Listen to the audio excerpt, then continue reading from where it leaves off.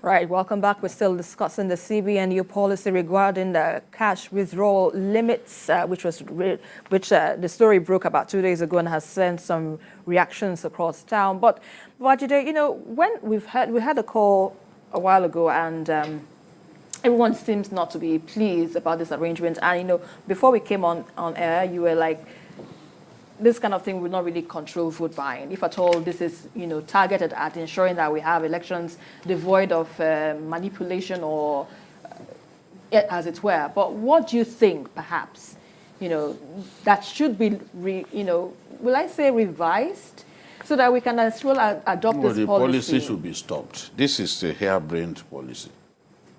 To say that POS, that people can withdraw more than 20,000 daily.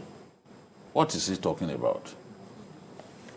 That you are in position to take big decisions does not mean you should come up with decisions that will asphyxiate Nigerians. You are going to push many people out of their jobs, and you are not creating jobs.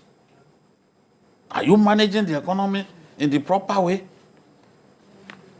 You spend billions and billions of naira on anchor borrowers program that cannot bring down prices of rice, rather prices of rice going up. The roof. What are you talking about? Go and look at how much we've invested on anchor borrowers program. A lot of the people are not even paying back. A lot of the so-called farmers are not paying back. Some of them are ghost farmers. They don't exist. Some of them set up cooperatives. Politicians sat down, set up cooperatives, pretending to be farmers. They are not farmers. Once they access the money, they just bail. That's why a lot of the funds that have gone out are not, a lot of those loans are not repaid. The CBN governor cannot tell us that he's comfortable, except he's not a patriot. He cannot tell us that he's comfortable at the rate of repayment of those loans. All of these people are not farmers. And the people who need it the most, they will not be able to access the money. What is the essence of a program that you claimed was meant to stimulate rice production if the price does not come down? It means that the policy has failed. What was the goal? You know what they call this rice in northern Nigeria? Gumi. You go to Sokoto, gumi. They can't believe that rice could be this expensive. So what is the anchor borrowers? What has it achieved? Now you want to inflict more pains on our people? You sit in your house and come up with policies that inflict pain on our people? Look at the rate at which people are using the POS. In September 2022 alone, 735.6 billion was the value of transactions on the POS. Via the POS. Then the interbank settlement system shows that a total of 60.5 trillion was transactions via POS in the first 9 months of 2022. So, in the first 9 months, 60.5 trillion was the value of transactions via the POS in the first 9 months of 2022. The amount surpassed what was traded in 2021, which stood at 6.4 trillion. So from 6.4 trillion, it moved to 60.5. So it keeps progressing. Over the same period. Looking at those 2 years, that shows you that more and more people are doing business through the POS. I'm one of such people. I can decide at 5 o'clock to say, oh yeah, my PA, go and get me 50,000 through the POS. At that point, I can't go into a bank. So somebody solved my problem by allowing that to be. The CBN is supposed to be more financially inclusive. Now you are trying to kick these people out of business for reasons best known to you. Is that inclusiveness that the CBN talks about?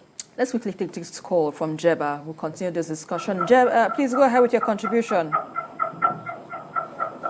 Hello, good afternoon. Good evening. Go ahead. Adio, please go ahead. Hi, I understand everything everybody been saying. I'm on the side of Mr. Babajide. The problem we had, I remember 85, I was working in the bank.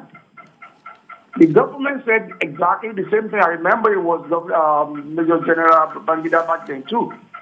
When he said you can now withdraw more than 300 naira, there was an old man crying in front of me, trying to buy a goat for his family.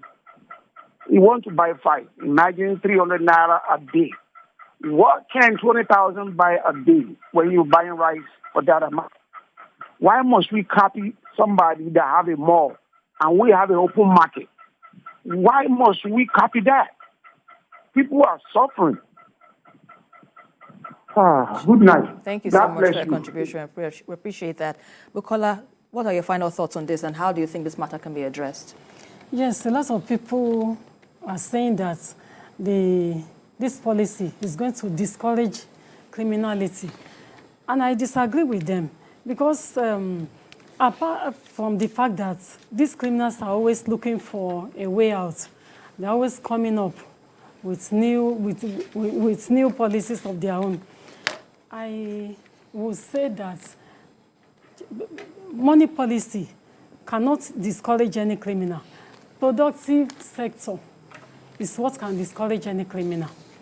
So let the CBN continue to work towards the productive sector of the economy, not policies like this.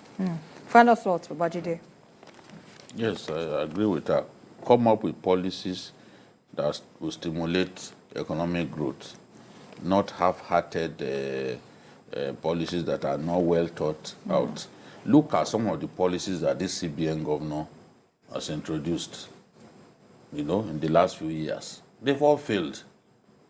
They've all failed. Whether it was meant to address forex illiquidity, all those policies have failed so far.